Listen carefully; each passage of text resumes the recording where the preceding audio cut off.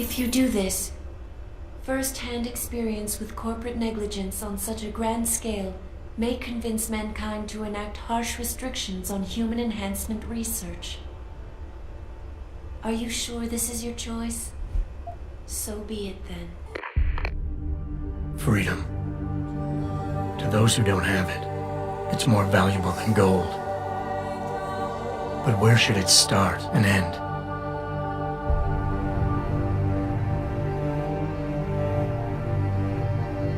We humans often think we have the right to expand, absorb, convert, or possess anything we need to reach our dreams. But time and time again, hasn't this led to conflicts with others who essentially believe the same thing? Looking back on the challenges I faced, at the way I often resolve them, I realize morality can become our saving grace. Most of the time, didn't I try to keep my values in mind, knowing how my actions would affect others? More often than not, I resisted the urge to abuse power and resources simply to reach my goals more swiftly. I managed to hang on to my humanity, but the temptation to ignore it was always there. It's that temptation that so worries Taggart. He's not afraid of freedom. He's afraid of the chaos that erupts when individuals have nothing but morality to constrain them. He wants us to regulate enhancement technologies because he fears all that power, without limits, without guardrails to keep us from abusing it. Absolute freedom is no better than chaos. Society needs laws and regulations to protect it. So if the men and women behind Taggart need to work in the shadows, pulling strings to enable us to head in a safe direction, will supporting them be all that bad? If they're as wise as Taggart says, how bad will their leadership be?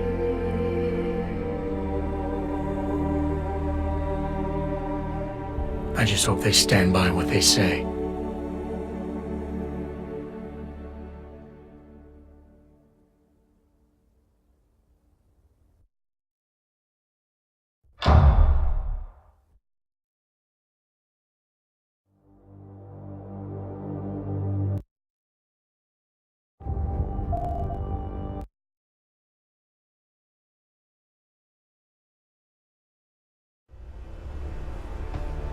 If you do this, the unadulterated truth in Darrow's confession may well convince mankind to cast all science and technology aside, to ensure that future generations grow up free and free. Are you sure this is your choice?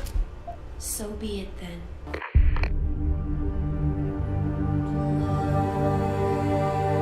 Albert Einstein said, "Technological progress is like an axe in the hands of a pathological criminal."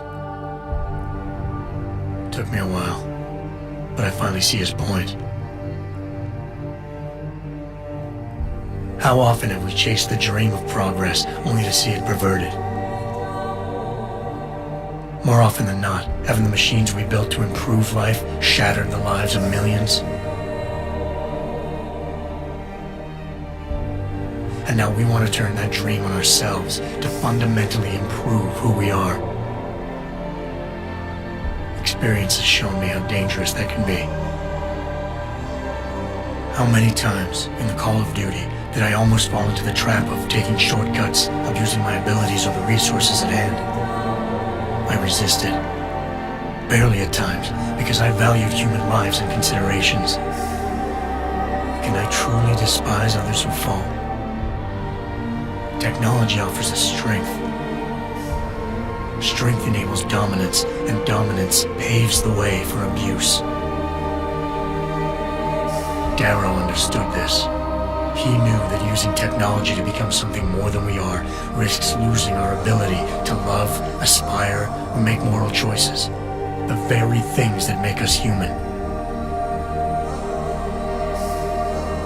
It also risks giving some men the power to make others what they choose, regardless of the cost to human dignity.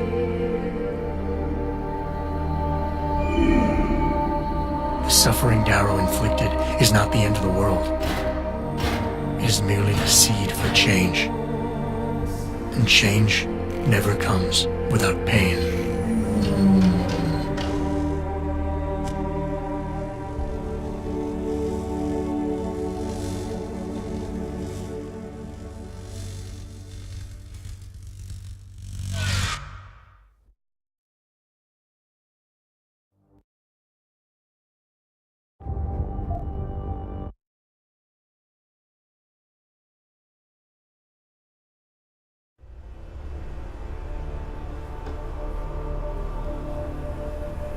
If you do this, the focus of hatred may shift to those responsible for unleashing biological warfare, leaving corporations free to experiment with human evolution. Are you sure this is your choice? So be it then. Sarif was right about one thing. It's in our nature to want to rise above our limits. Think about it. We were cold, so we harnessed fire. We were weak, so we invented tools. Every time we met an obstacle, we used creativity and ingenuity to overcome it. The cycle is inevitable. But will the outcome always be good?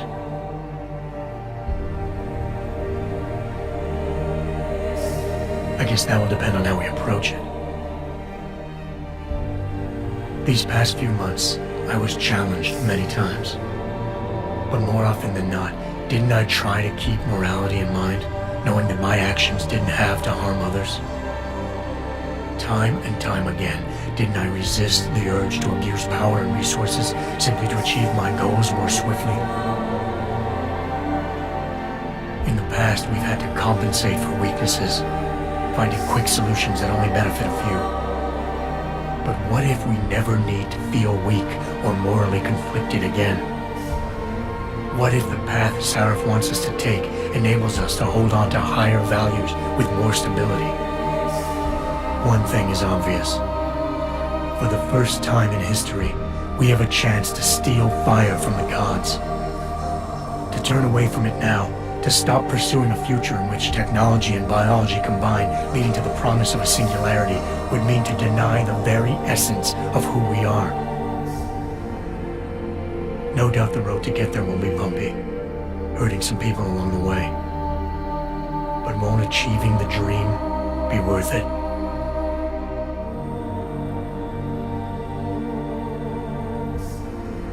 We can become the gods we've always been striving to be.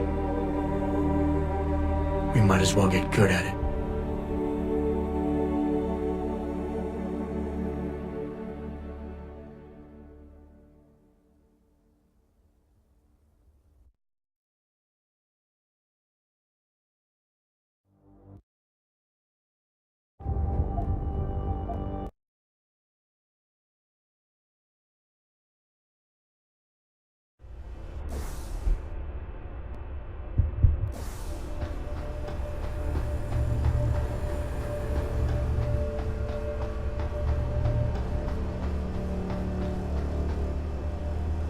If you do this, the world will be left with questions and may never reach a consensus.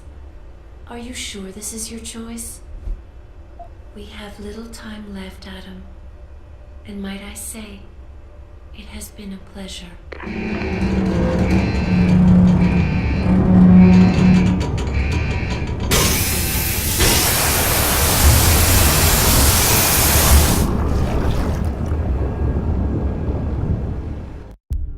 Do I trust mankind to save itself?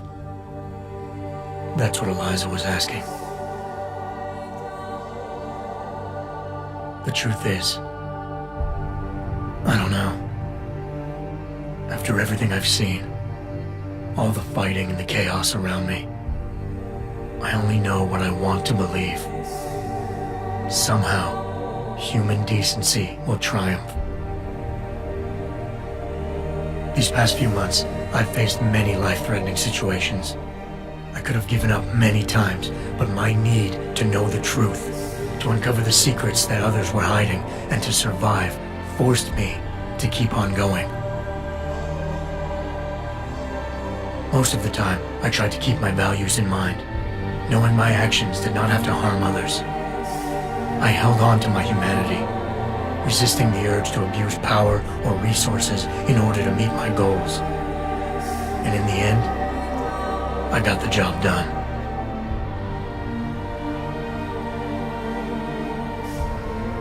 But does this mean I have the right to choose for everyone? No. Because it isn't up to me. It isn't up to Darrow, Sarif, or Taggart either. Ordinary men and women will have to decide together what course mankind should take. The kind of people who time and time again have picked and chosen the future in highly practical ways, slowing change when it's negative, speeding it up when it's good. Can they do it again? I don't know.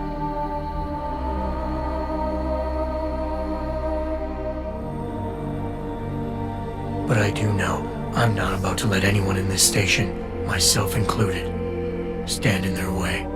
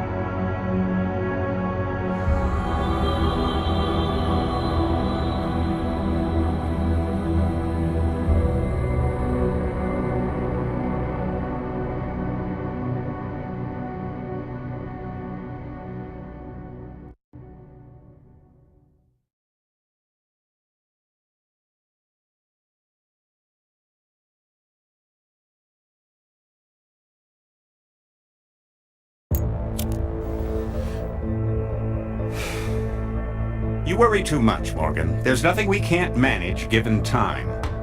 She's here. I have to cut this short.